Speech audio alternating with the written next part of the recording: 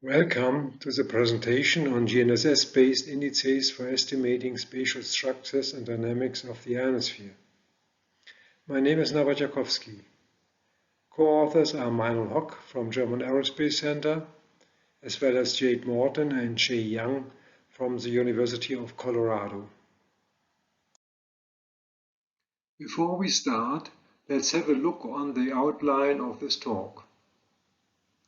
After a brief introduction, our talk will introduce the two new GNSS-based indices, the gradient index GIX and the sudden ionospheric disturbance index SIDX.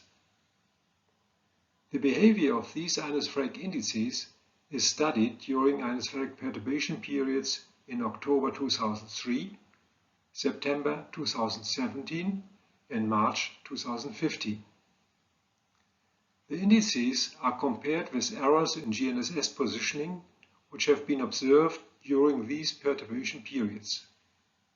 Finally, the results of the talk are summarized.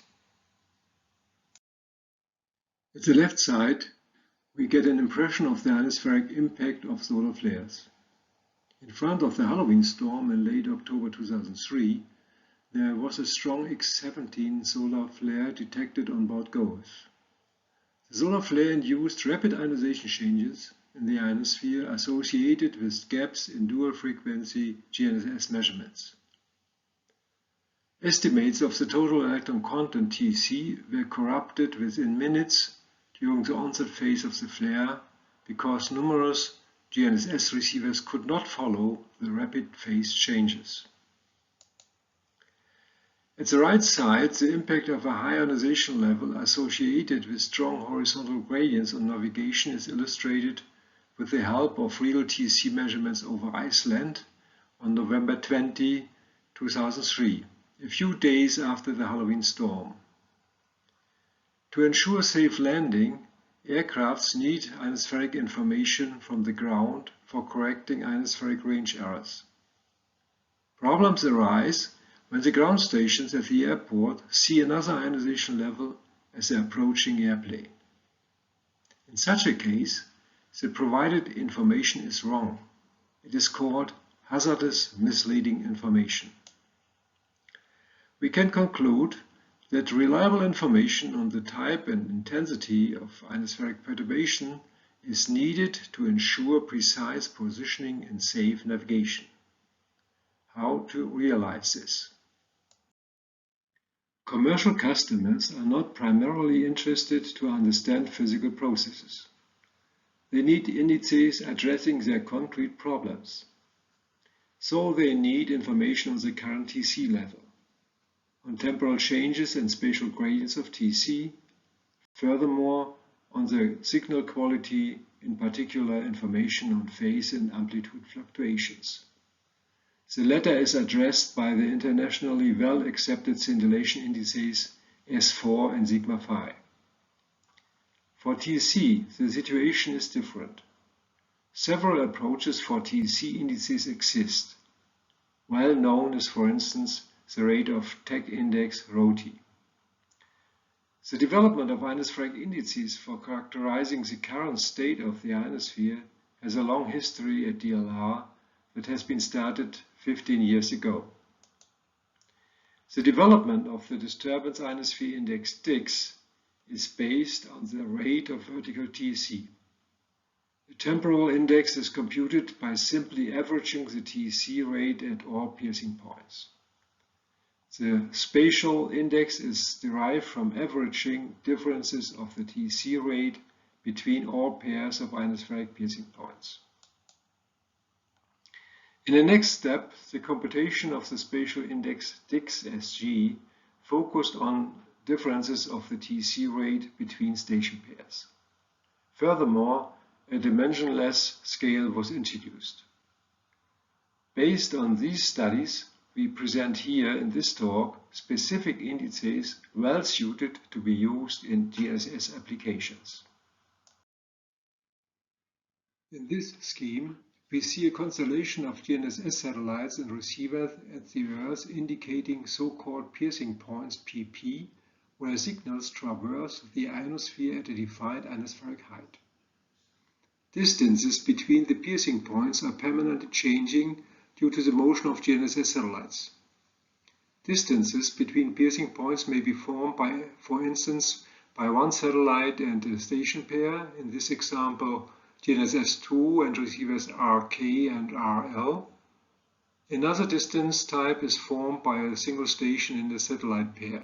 Here is a receiver RK with satellites GNSS1 and GNSS2. TC gradients between two piercing points are derived by the TC difference divided by their distance. In subsequent computations, it is possible to filter the distance values to get more specific information on the spatial structure of the perturbation. So, to give an example, we can ignore distances that exceed 200 kilometers, thus focusing on small to mid scales. On the other hand, when we filter out, for instance, distance values below 500 km, we focus on large-scale effects. Assuming that we have in total n piercing points, then they form nd different pairs, which can be utilized for gradient estimations. So we achieve already with a low number of 15 piercing points more than 100 pairs that can be used in the statistical analysis. Here we consider a piercing point pair forming, as we say, a dipole with an azimuth delta. Besides the orientation of this dipole, also latitudinal and zonal components of the gradient vector can be computed separately. Thus, the statistical analysis may provide detailed information on the direction of the spatial gradients of TC, which helps understanding the perturbation mechanism and forecasting future development of the perturbation.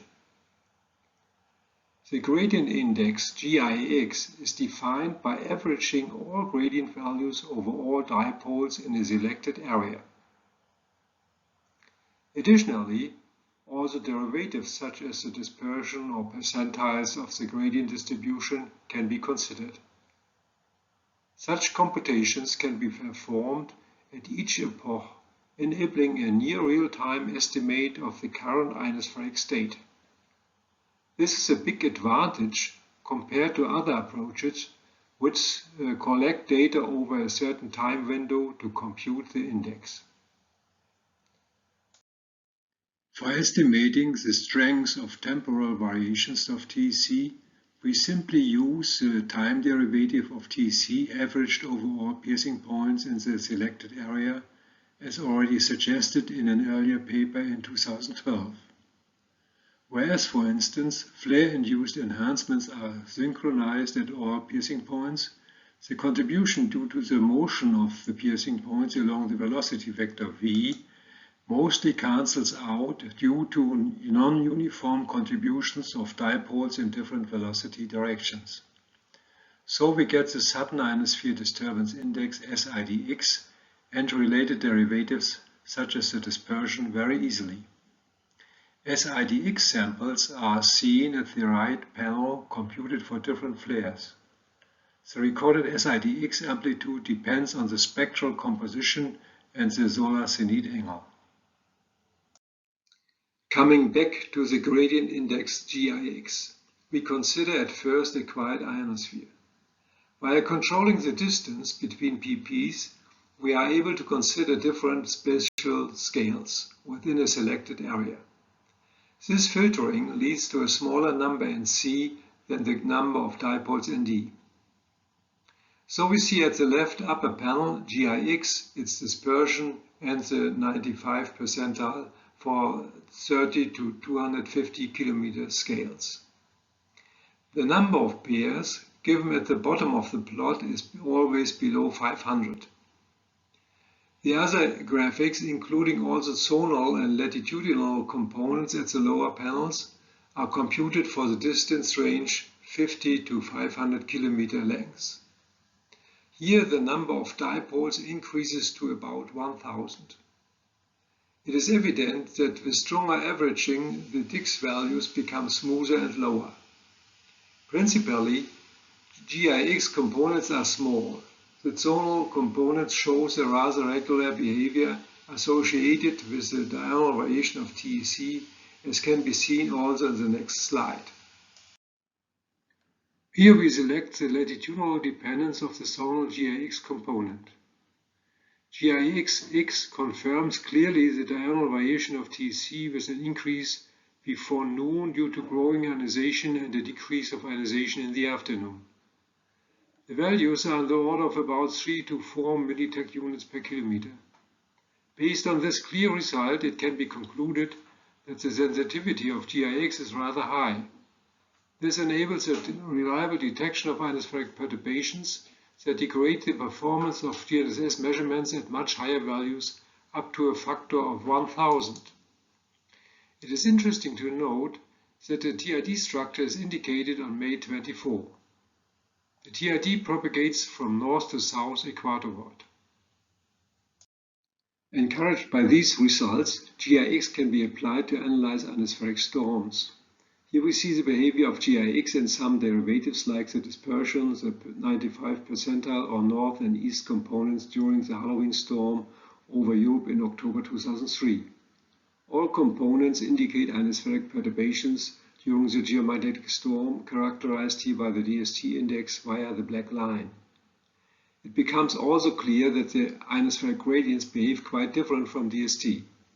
This underlines the need of specific ionospheric indices for research and application. As mentioned earlier, the shorter disk scale of 30 to 250 kilometers provide higher values than the larger scale of 50 to 500 kilometers. As the lower panels show, the 95 percentile may provide negative gradients at the lower end of the distribution, whereas at the top side, positive gradients occur. This observation indicates a strong ionization front within the selected area around midnight on October 30.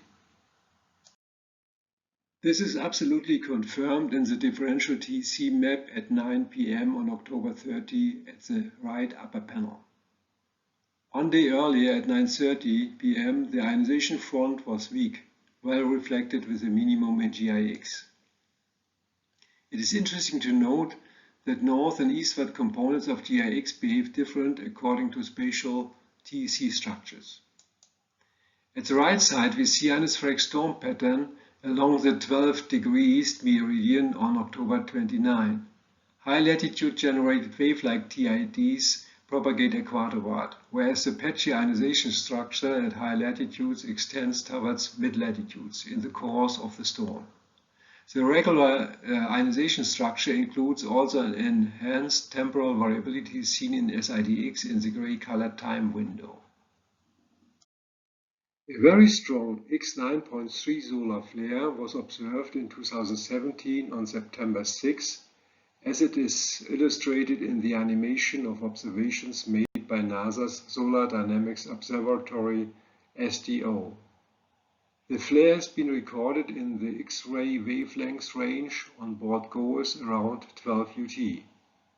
A smaller X2.2 predecessor was observed around 9 UT.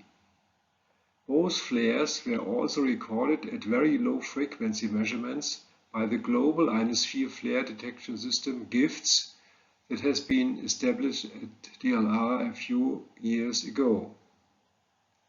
VLF measurements are sensitively to X-ray emissions, causing enhanced ionization in the D region. This is associated with enhanced absorption of radio waves used for terrestrial communication. GNSS signals are not very sensitively to X-rays, but react notably on EUV changes. Consequently, EUV components of a solar flare spectrum may impact GNSS measurements seriously. We see that both flares are clearly detected by SIDX as plotted in the lower panel. This fact indicates a broad spectral range of both flares on September 6, ranging from X-rays up to EUV wavelengths. The X93 flare on September 6 is clearly detected by SIDX in both latitude ranges between 60 to 70 and 50 to 60 degree north over Europe.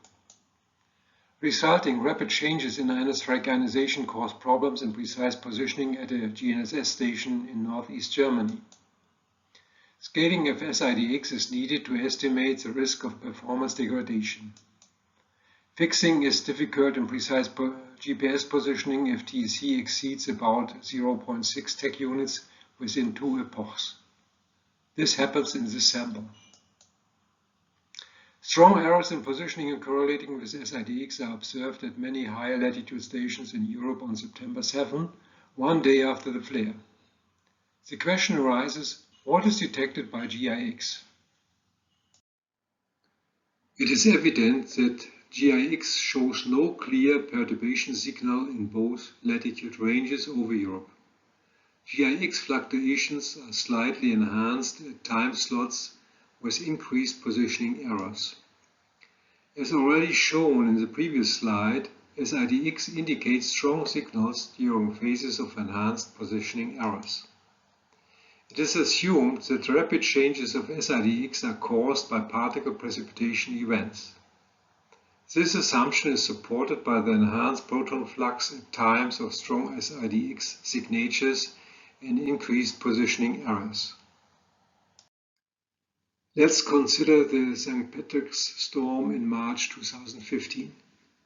GIX indicates a strong enhancement in the latitude range 50 to 60 degrees north that is associated with average positioning errors in this zone.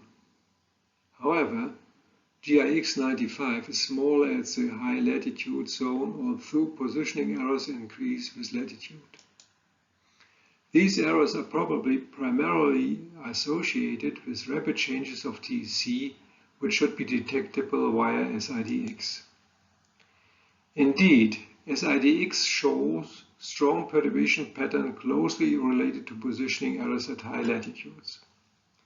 Consequently, it is assumed that a mix of strong spatial and temporal changes cause severe positioning errors. Better resolution can be achieved as smaller dipole length ranges are used instead of 50 to 500 km as used here. This is shown here for a 30 to 250 km range of dipole lengths when comparing GNSS positioning results at a mid-latitude station in Brussels with latitudinal and zonal components of GIX-P95. The gradient index for both components is highly correlated with positioning error signatures.